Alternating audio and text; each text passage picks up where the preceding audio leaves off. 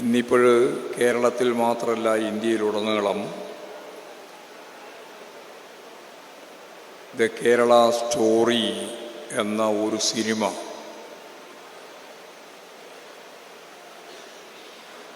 ഔദ്യോഗികമായി കേന്ദ്ര ഗവൺമെൻറ്റിൻ്റെ സംവിധാനത്തിൻ്റെ ഭാഗമായിട്ട് തന്നെ നമുക്കെതിരായ പ്രചാരവേദികളെ ആക്കം വർദ്ധിപ്പിക്കാൻ ഇന്ന് പ്രദർശിപ്പിക്കുകയാണ്. ആ സിനിമ കലാമൂല്യമുള്ള ഒരു സിനിമയല്ല, സാമൂഹ്യ പ്രതിബദ്ധതയുള്ള ഒരു സിനിമയല്ല, മനുഷ്യ സമൂഹത്തിൻ്റെ വളർച്ചയ്ക്കുതകുന്ന എന്തെങ്കിലും സന്ദേശം നൽകാൻ ശേഷിയുള്ള ഒരു സിനിമയും അല്ല. പിന്നെ ഈ തെരഞ്ഞെടുപ്പിൻ്റെ ഘട്ടത്തിൽ ഇന്ന് വൈകുന്നേരം കേന്ദ്ര ഗവൺമെൻറ്റിൻ്റെ ഔദ്യോഗിക ചാനൽ എന്ന നിലയിൽ ദൂരദർശൻ്റെ ഭാഗമായിട്ട് അത് പ്രചരിപ്പിക്കുന്നതിന് എന്തടിസ്ഥാനമാണുള്ളത് എന്ന ചോദ്യത്തിന് ഞാൻ നേരത്തെ പറഞ്ഞ ഓരോ ദിവസം കഴിയും തോറും നമ്മുടെ മുന്നണിക്കെതിരായി, പാർട്ടിക്കെതിരായി, ജനങ്ങൾക്കെതിരായി, കേരളത്തിനെതിരായി വരുന്ന കടന്നാക്രമങ്ങളുടെ ആക്കം വളരെ കൂടുതൽ പ്രചാരവേദിയുടെ ഭാഗമായിട്ട് നടത്താൻ അവരാഗ്രഹിക്കുന്നു എന്നുള്ളതാണ് ഇത് കാണിക്കുന്നത്. ഞാൻ നേരത്തെ പറഞ്ഞ മൂല്യങ്ങളൊന്നും ഉള്ളതല്ല ഈ സിനിമ എങ്കിലും ഈ സിനിമ പ്രധാനമായിട്ട് 3 കാര്യങ്ങൾ നിർവഹിക്കുന്നുണ്ട്. അതിലേറ്റവും പ്രധാനപ്പെട്ട കാര്യം മുസ്ലിം വിരുദ്ധതയാണ്, മുസ്ലിങ്ങൾക്കെതിരാണ്. കേരളത്തിലെ മുസ്ലിങ്ങൾ ആയിരക്കണക്കിന് ആളുകൾ ലവ് ജിഹാദ് ഉൾപ്പെടെയുള്ള വിവിധ മേഖലയിൽ ഉൾപ്പെട്ട് ലോകത്തിൻ്റെ വിവിധ മേഖലയിലുള്ള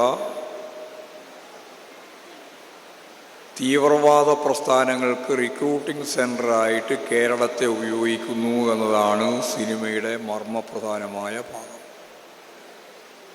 അപ്പോൾ ഇതിൻ്റെ ആത്യന്തികമായിട്ട് പരിശോധിച്ചാൽ ഒരു മുസ്ലിം വിരുദ്ധ സിനിമയാണ്. മുസ്ലിം വിരുദ്ധ സിനിമ മാത്രമല്ല, അത് ഈ ഭീകരപ്രസ്ഥാനത്തിൻ്റെ ഒരു കേന്ദ്രഭൂമിയായിട്ട് കേരളം മാറുന്നു എന്നുള്ളതാണ് രണ്ടാമത്തെ കാര്യം. അപ്പോൾ ഒരു കേരള വിരുദ്ധ സിനിമയാണ്. മൂന്നാമത്തെ കാര്യം, അതിലുടനീളം ഉൾച്ചേർത്തിരിക്കുന്നത് കമ്മ്യൂണിസ്റ്റ് വിരുദ്ധതയാണ്.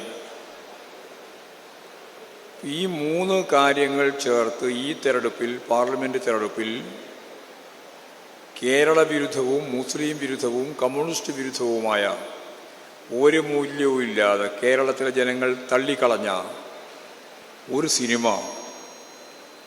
രാജ്യവ്യാപകമായിട്ട്, കേരളത്തിൽ മാത്രമല്ല ഇന്ത്യയിലുടനീളം ദൂരദർശൻ്റെ ഭാഗമായിട്ട് ഇന്ന് പ്രചരിപ്പിക്കുന്നത് ഒരേ ഒരു ഉന്നം വെച്ചുകൊണ്ടാണ്. അത് കേരളത്തിലെ പുരോഗമന ശക്തികൾക്കെതിരാണ്, അത് കേരളത്തിന് എതിരാണ്, അത് മുസ്ലിങ്ങൾക്ക് എതിരാണ്. ഈ അർത്ഥത്തിൽ ഈ പ്രചരണത്തെ നമുക്ക് ഫലപ്രദമായിട്ട് ജനങ്ങൾക്കിടയിൽ തുറന്നു കാണിക്കേണ്ടതുണ്ട് എന്നാണ് ഇന്ന് ഈ കൺവെൻഷൻ ഉദ്ഘാടനം ചെയ്യുമ്പോൾ ആമുഖമായിട്ട് എനിക്ക് പറയാനുള്ളത്. ഓരോ ദിവസവും ഓരോന്നോരോന്നായിട്ട് നമ്മുടെ മുമ്പിൽ വരികയാണ്. അന്നന്ന് ദിവസം അത് കൃത്യമായിട്ട് മറുപടി പറഞ്ഞു പോകാൻ നമുക്ക് സാധിക്കണം. അപ്പോൾ കമ്മ്യൂണിസ്റ്റ് വിരുദ്ധതയും കേരള വിരുദ്ധതയും മുസ്ലിം വിരുദ്ധതയും ചേർത്ത, ഒരു കലാമൂല്യവും ഇല്ലാത്ത, ഒരു പരിഗണനയും ലഭിക്കാത്ത,